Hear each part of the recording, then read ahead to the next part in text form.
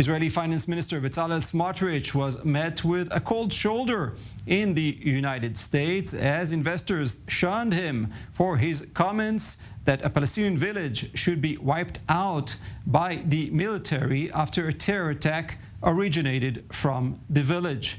Smotrich told investors at the Israel Bonds Organization that he was sorry for his statements and promised to protect every innocent life in Israel, Jew or Arab, while hundreds protested outside his speech.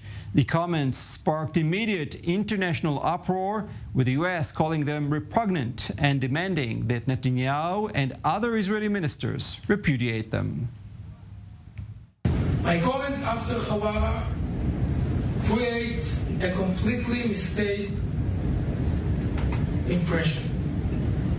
I stand before you now, as always, committed to the security of the State of Israel, to our shared values, and the right as the highest moral commitment of our armed force to protect every innocent life, Jew or Arab.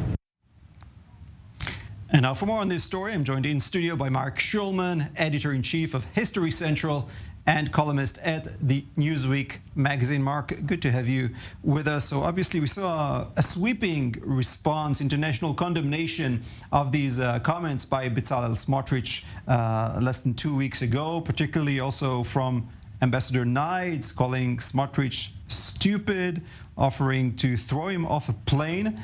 What do you make of his apology and the comments to that so far? Okay, I mean, look, he had to apologize formally, but no one believes his apology, to be honest with you. It's not like he has no record. I mean, his record of racist statements goes all the way back. If everyone remembers his statement about his wife not sharing a hospital room, with an Arab woman. And it goes, you know, his policies clearly are that he comes across as nice, young, earnest, and everything else like that. But the reality is he leads a party whose views are far to the right of the Likud party and are an anathema to America. He gets up there and talks about shared values. Which shared values does he believe in that's shared by the American people? And certainly the left side, the Democratic side of the American government, more than anything else, finds his words appalling. But quite honestly, it's not only the left, it's not only the Democrats. A lot of Republicans also. I mean, they embrace Netanyahu because for whatever reason they love Netanyahu, but they're beginning to wonder too what this is all about as well.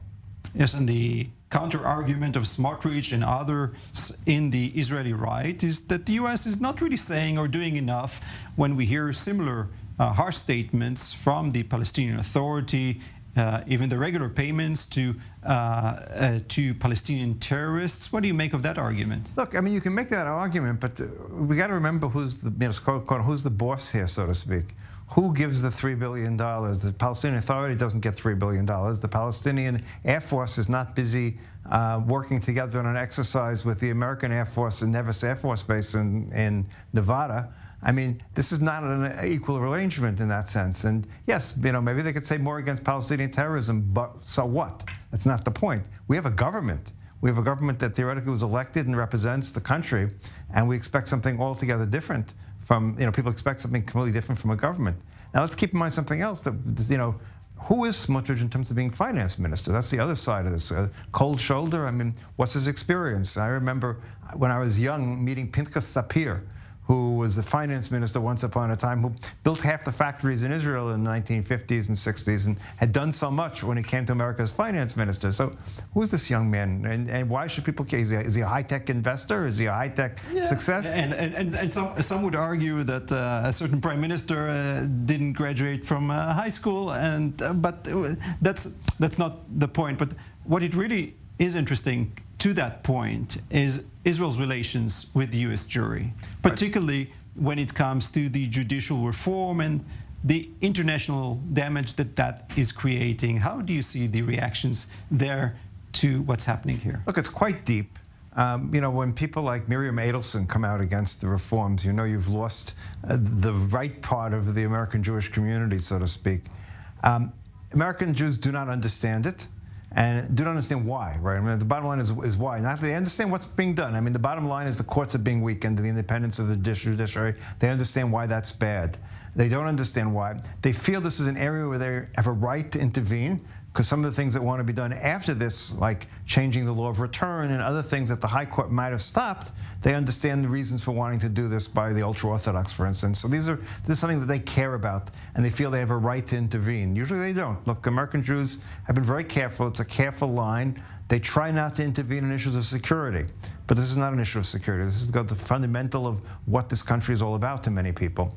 So I think we're seeing a ratcheting up of American Jewish pressure that's been unprecedented in our history with the American Jewry, without a question. And I know as someone who's always looked at that, it's a complicated situation, I think this is one case where they have a right to say something. Yes, and having said that, we do hear some other voices as well. An op-ed by the Wall Street Journal today supporting the judicial reform, but there's never a dull moment in the relations between Israel and the U.S.